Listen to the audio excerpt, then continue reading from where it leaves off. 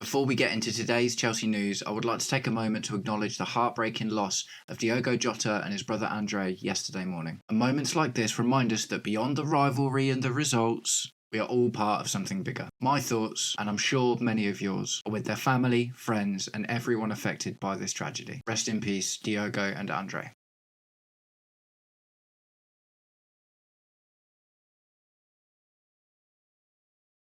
Welcome, Blue Believers, to another episode of the Stamford Sync, where we are syncing up with everything Chelsea FC. So tonight or tomorrow morning, however we wrap our heads around that one, marks our next venture in the Club World Cup against Palmeiras. I will be doing a live stream starting at 1:30 in the morning, so if you're going to be about, come and join the fun. But aside from that, there's actually loads of Chelsea news to get into, so let's waste no time and get into it. It is official, both Jamie Gittens and João Pedro have passed their medicals. João Pedro has linked up with the team in America, and Jamie Gittens will be joining us after the Club World Cup. Jamie Gittens is yet to be assigned a number as far as I'm aware. João Pedro has taken the number 20. Pedro has had his first Chelsea interview, and interestingly enough, when asked what's his best position, wasted no time in telling us that he sees himself as a striker. So a lot of us, myself included, were assuming that he would probably be brought in to mostly play out on that left wing spot, bearing in mind, as of right now, we do have Jackson and the new Liam Delap. But if he himself is to be believed, João Pedro has his sights firmly set on the number 9 spot, which is interesting and does bring more questions up about what's going to happen to Nicholas Jackson. Regardless of where he plays, I am very happy to see João Pedro in the squad. He's young, he's got Premier League experience, he's got an eye for goal, and he's an ambitious young lad. And I think he could be a part of the tonic that our left wing and striker position has needed for the last couple of seasons. Jamie Gittens is coming off the back of a less than stellar season in the Bundesliga, but it seemed he fell out of favour with the most recent manager, Niko Kovac, that was appointed there. The season before that, he had a great season, scoring 12 goals and getting about 5 assists, I think. So I'm sure that's the basis he's been purchased on, and not his performance from last season, which saw chances come few and far between.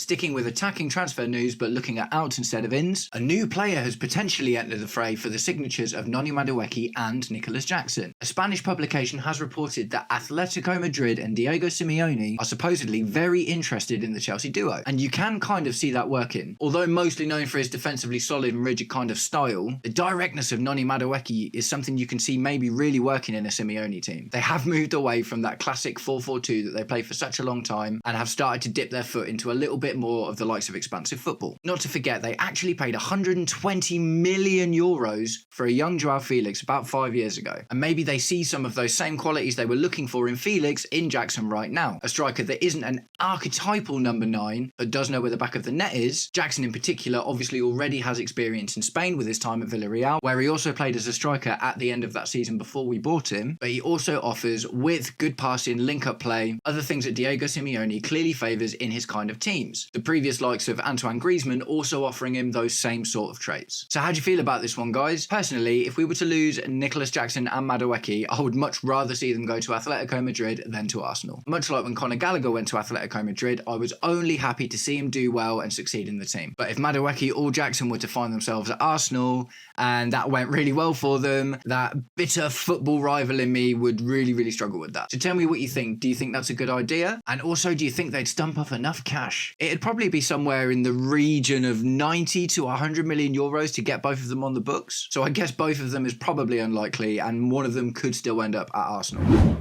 Another player that's been linked away from Chelsea recently is young, very versatile defender Renato Veiga. Renato Veiga joined a year ago, played with us for 6 months, played a lot of left back, a little bit in midfield, and then came and said, I want to be a centre back. And we were like, Levi Colwill's our centre back. We've got 5 other centre backs on our books that are all, trying to get in the same spot. So chances are you're not going to get any game time there. But Renato Veiga firmly had his sights set on playing as a centre back for Portugal and was desperate to get more time in that position. And thus he made his move to Juventus, which hasn't gone terribly. He's not exactly torn up trees. He's not set the world alight, but he's had a reasonably good half season at Juventus. He had a reasonably good half season with us. And now supposedly Bayern Munich are interested in him. And you would think with Vincent Kompany being a young manager and another sort of Guardiola disciple, a young versatile defender that can play left back, centre back and midfield is probably exactly the sort of thing that Vincent Kompany would be looking for. On top of that, supposedly the Bayern Munich fans are really for it. Now what I haven't seen yet is a figure, right? But I guess based on what we've seen from our sales so far, even the likes of Noni Madueke only being quoted at supposedly 45 million, I would have thought maybe maybe we'll get somewhere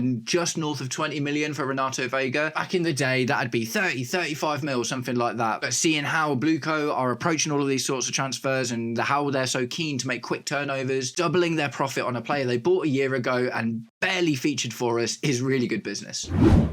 I'm just going to stop the video for a second. You guys are unbelievable. I've not even hit 5 weeks from the start of my YouTube journey, and I am, as of recording this right now, sat on 120 subs. I can't believe it. Thank you all so much, you bunch of legends. I'm seeing more comments, I'm seeing more engagement, I'm seeing more interaction, I'm having great conversations with people, I'm making new friends and I'm learning stuff, and my content is getting out to more people, and that is all because of you guys who have watched my videos, who have liked, subscribed and shared or whatever already. So if you are enjoying the content and you want to see more and you think other people should see more, please do me that distinct honor. Hit like, hit share on the video, subscribe to the channel, or just roast me in the comments, whatever gets you through your day. I can't believe this is all happening. It only started what feels like a few weeks ago, and to already be here, it really feels real, and it's starting to feel like I could really go the distance. So thanks for everything, guys. You're a bunch of legends. Long may it continue. All right, I'll leave it there and I'll get back to the video now.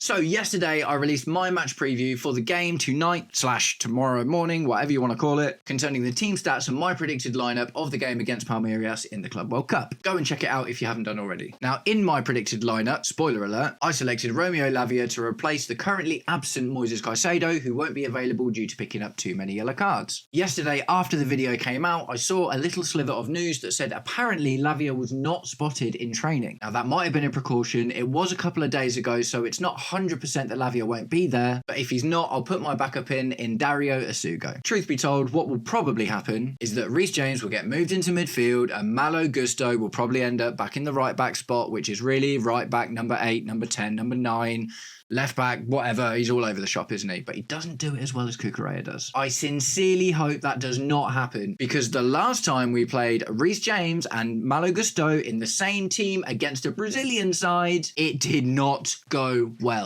So for that reason, I am nailing my colours to the mast for Dario Asugo to get a start in that defensive midfield position and screen the back line, as I think Reece James is playing his best football as that right back, right centre back, very slightly inverting midfielder, and for the time being, I don't really want to see Malo Gusto in that position. So yeah, go and check out my preview. Let me know what you think. Can catch up with me on the stream tonight at 1:30 in the morning, tomorrow morning, tonight, whatever. Okay, and to wrap up the video, this is a bit of an interesting one. David Ornstein has reported that Premier League clubs are looking to emulate Blueco's model in relation to how they're dealing with PSR concerns. Now, this is really interesting for a couple of reasons. Another video I recently put out was largely centered around Blueco, Strasbourg, and how I feel about that whole thing and what some of the more negative connotations for the smaller clubs might be. But a point I made in that video was, call it a conspiracy theory if you want. I had a feeling that Blueco are coming in to change the way that people are doing business in football. They're coming in, exploiting all these loopholes, finding ways in and around the system to make sure that they are complying with PSR. They're going all in on the multi-club model. It looks like we're interested in buying other clubs. And I also thought they might be looking to circumvent the current loan restrictions by having lots of clubs and just buying and selling players to each other for very, very affordable prices with no Club World Cup tax, or he's had a great 6 weeks, so here's an extra 30 million on whatever. Now, why this is interesting, because a few days before this news from David Ornstein, it was also reported that Aston Villa have just sold their women's team to their holding company. Oh, hold on, that sounds familiar. When did we hear about that before? Oh yes, we did it, exactly the same thing, and everyone ripped us for it. So it seems that Blueco are already becoming trendsetters. Now, is that a good thing for football? That is a whole nother debate to be had in a whole nother video. But other clubs are starting to catch on as to why Blueco's model about buying and selling lots and lots of young players, not holding out for huge amounts of money, but making lots of sales very quickly. Renato Veiga, for example, if we sell him, we double his money in a year, even though he barely played for us. And to circumvent all of the current PSR problems that people are having, Aston Villa in particular, obviously with their wage bill being so high because of the splurge they went on in January, gives clubs another option apart from just selling their academy players for outrageous amounts of money to make pure book profit. So it is not going to happen overnight. We are going to have to see how this concept develops, but it does look like the Blueco are coming in and starting to shake up the norm a little bit, especially with so many Premier League clubs now being owned by massive financial superpowers that kind of see it as a business first, not a million miles away from how the video game industry is being treated currently. Footballing people aren't generally making the decisions anymore. Football clubs are now seen as businesses, and although Chelsea have been here for a little while, it does seem like other clubs are starting to be okay with looking like it is a business. It's not just all about the passion and the football. So yeah, like I say, it'll be really interesting to see how this one plays out over the next 5 to 10 years, right? This isn't just going to change next year. It is going to be a very gradual process, and there's lots of interesting things coming our way, like the result of the Man City trial could change football forever. So much drama, so much financial drama. But yeah, we'll just have to see how it goes. Anyway, guys, I'm going to wrap it up there for the day. Thanks very much for sticking around. I hope you're having a wicked day. If you're available, come and hang out with me on the stream later. It's going to be late. I'm going to be tired. I'm sure if you guys are from the UK, you will be as well. But if you're going to stay up to watch the game and you would also like to have a chat with someone about it, I will be here on YouTube streaming live. Nice one, guys. Have a wicked day and maybe see you later. Peace.